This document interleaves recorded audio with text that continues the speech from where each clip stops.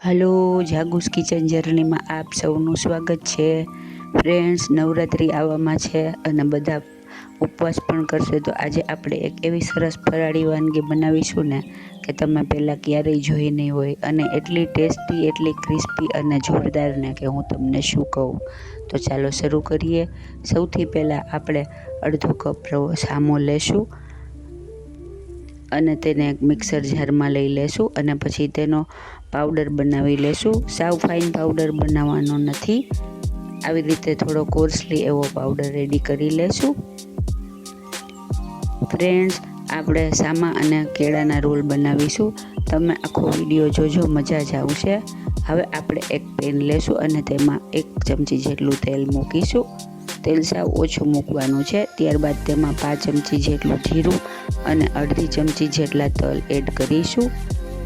તલ અને જીરું એકદમ સરસ આવી જાય એટલે તેમાં આપણે જેટલો સામો લીધો છે તેનાથી 3 ગણું પાણી લેશું. એટલે કે આપણે અત્યારે અડધો કપ સામો લીધો છે તો 1.5 કપ પાણી એડ કરીશું. અને ત્યારબાદ તેમાં મસાલા કરીશું. આપણે રૂટીન મસાલા કરવાના છે, જેમાં અડધી ચમચી લાલ મરચું પાવડર, અડધી ચમચી ધાણા જીરું પાવડર, પિંચ જેટલી હળદર, 1 ચમચી જેટલો લીલા સમારેલા ઝીણા મરચાં, 1 ચમચી જેટલી કોથમીર,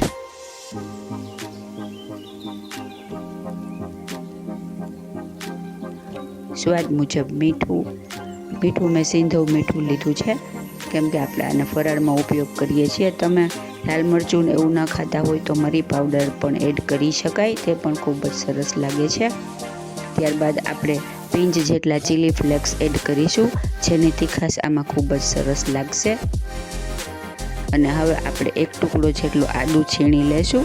1 ઇંચ જેટલો ટુકડો આદુનો લઈ અને છીણી લેવાનું છે. અને અડધું લીંબુ નીચોવીશું. આનાથી આનો ટેસ્ટ ખૂબ જ સરસ આવશે. હવે આપણે 2 કાચા કેળા લેશું. ગેસ ફ્લેમ અત્યારે સાવ ધીમી કરી નાખવાની છે. કેળા એકદમ કાળા ઝડપથી પડી જાય છે, એટલે આપણે પાણીને પહેલાં વઘાર કરી ગેસની ફ્લેમ ધીમી રાખી પછી જ કેળાને લેશું અને તેને આવી રીતે કાચા છોલી લેવાના છે અને ત્યારબાદ તેને ખમણીથી છીણી લેવાના છે. આવી રીતે ખમણીની મદદથી તેને છીણી લેશું. અડધો કપ સામો હોય તો 2 કાચા કેળા લેવાના છે. કેળા મારી પાસે મોટી સાઇઝના હતા, જો તમારી પાસે નાના હોય તો 3 લઈ શકાય. હવે આપણે પાણીમાં તે એડ કરી દઈશું અને ત્યારબાદ ગેસની ફ્લેમ મીડિયમ ટુ હાઈ રાખી દઈશું. અત્યારે ધીમી જ રાખવાની છે. બરાબર મિક્સ કરી લેશું.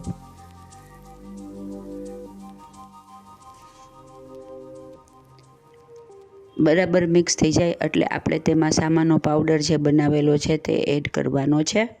તે એડ કરી દેશું અને બધું બરાબર સરસ મિક્સ કરી અને ત્યારબાદ આપણે ઢાંકણ ઢાંકી અને તેને 2 થી 3 મિનિટ સુધી ચડવા દઈશું.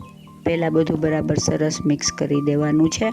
સામું પાણી એકદમ એબ્ઝોર્બ કરી લેશે અને સરસ બધું મિક્સ થઈ જશે અને ડો જેવું બની જશે. ત્યાં સુધી આપણે તેને ચોળવવાનું છે. ગેસની ફ્લેમ ધીમી કરી નાખવાની છે અને ધીમા ગેસે ચડવા દેવાનું છે. ફ્રેન્ડ્સ, જો તમે મારી ચેનલ પર નવા હો તો મારી ચેનલને સબસ્ક્રાઈબ જરૂરથી કરજો અને બાજુમાં રહેલ ઘંટડી દબાવી દેજો, જેથી મારી નવી રેસીપીનું નોટિફિકેશન સૌથી પહેલાં તમને મળે. આ બ્રેડ રોલ એકદમ સરસ છે અને ખાવામાં એકદમ ટેસ્ટી અને સામાનો ઉપયોગ કર્યાથી એકદમ હળવા એવા છે. તો તમે ચોક્કસથી ટ્રાય કરજો, મજા જ પડશે. આપણો સામાનું મિશ્રણ રેડી થઈ ગયું છે. હવે આપણે તેને ચલાવી લેશું અને ગેસની ફ્લેમ ઓફ કરી અને તેને નીચે લઈ લેશું અને ત્યારબાદ એક થાળીમાં કાઢી અને તેને ઠરવા દેશું. મિશ્રણને ઠંડુ થવા દેવાનું છે, કેમ કે આપણે તેના રોલ વાળવાના છે, તો આપણે તેને હાથ અડાડી શકીએ તેટલું ઠંડુ થવા દેશું. આપણું મિશ્રણ ઠંડુ થઈને રેડી છે. હવે આપણે તેને બરાબર આવી રીતે કૂણવી અને ડો જેવું રેડી કરી લેશું અને ત્યારબાદ હાથમાં તેલ લગાવી અને તેના નાના નાના રોલ રેડી કરીશું. તમે કોઈ પણ શેપ આપી શકો છો. મેં અત્યારે રોલનો શેપ આપેલ છે. તેલને ગરમ કરવા મૂકી દેવાનું છે બાજુમાં જ, જેથી આપણું તેલ પણ સરસ ગરમ થઈ જાય. હાથમાં થોડું તેલ લગાવવાનું છે, જેથી મિશ્રણ આપણા હાથમાં ચોટે નહીં અને રોલ સરસ રીતે આપણે વાળી શકીએ. આવી રીતે આપણે બધા રોલ રેડી કરી લેશું. તમે કટલેટનો શેપ પણ આપી શકો છો, તે પણ ખૂબ જ સરસ લાગશે. આટલા માપમાંથી ઘણા બધા રોલ્સ રેડી થાય છે. આપણે સામાન્ય ખીચડીને એવું બધું તો ખાતા જ હોય. આ એકદમ સરસ અને નવો ઓપ્શન છે, તો તમે ચોક્કસથી બનાવજો.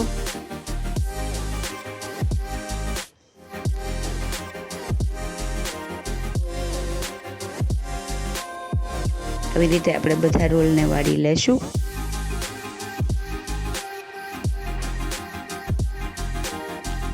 ફ્રેન્ડ્સ, મારી રેસીપી તમને પસંદ આવતી હોય તો તેમાં વધુમાં વધુ શેર કરી મને સપોર્ટ કરજો, કેમ કે તમારા સપોર્ટની મને ખૂબ જ જરૂર છે. જુઓ, આપણા રોલ રેડી થઈ ગયા છે. અત્યારે મેં અડધા રોલ રેડી કરેલ છે. હવે આપણે તેલ ગરમ કરવા મૂકી દીધેલું છે અને તે સરસ ગરમ પણ થઈ ગયું છે. ગરમ તેલમાં આપણે બધા રોલને એડ કરી અને તળી લેશું. આવી રીતે ફેરવતા જવાનું છે, જેથી કરી અને આપણા રોલ બધી સાઈડથી સરસ ગોલ્ડન બ્રાઉન અને ક્રિસ્પી થઈ જાય. આ રોલ અંદરથી એકદમ સોફ્ટ અને બહારથી એકદમ ક્રિસ્પી બને છે, જે ખાવામાં ખૂબ જ સરસ લાગે છે.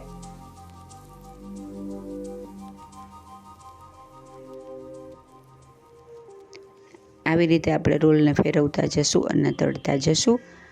ગેસની ફ્લેમ મીડિયમ ટુ હાઈ રાખવાની છે અને તેલ સાવ ઢીલ કરી નાખવાનું નથી, નહીં તો આપણું તેલ ઠંડુ પડી જશે તો આ રોલ સોગી થઈ જશે. જો આપણા રોલ ઓલમોસ્ટ રેડી થઈ ગયા છે અને તેનો કલર પણ સરસ ગોલ્ડન બ્રાઉન આવી ગયો છે. હવે આપણે તેને ઝારાની મદદથી બહાર લઈ લેશું. છે ને એકદમ જોરદાર, ખાવામાં એટલા જ મજેદાર છે અને બનાવવામાં તો એકદમ સરળ. તો તમે પણ ચોક્કસથી બનાવજો. આપણા એકદમ ગોલ્ડન ક્રિસ્પી અને એકદમ સરસ મજાના કાચા કેળાના રોલ રેડી છે, તો તમે પણ આ વખતે ચોક્કસથી બનાવજો. હવે આપણે તેને ફરાળી મીઠી ચટણી સાથે સર્વ કરેલ છે.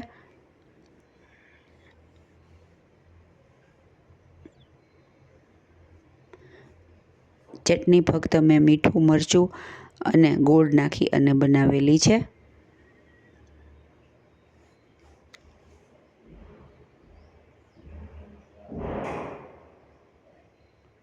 હવે આપણે તેને ક્રિસ્પીનેસ જોઈ લઈએ. જુઓ, એકદમ ક્રિસ્પી અને એકદમ મજેદાર એવા આપણા કાચા કેળાના ફરાળી રોલ રેડી છે. એકદમ નવા જ પ્રકારના રોલ રેડી છે. ફ્રેન્ડ્સ, જો તમને મારી રેસીપી પસંદ આવી હોય તો મારી ચેનલને લાઇક, શેર અને સબસ્ક્રાઈબ જરૂરથી કરજો. ધન્યવાદ.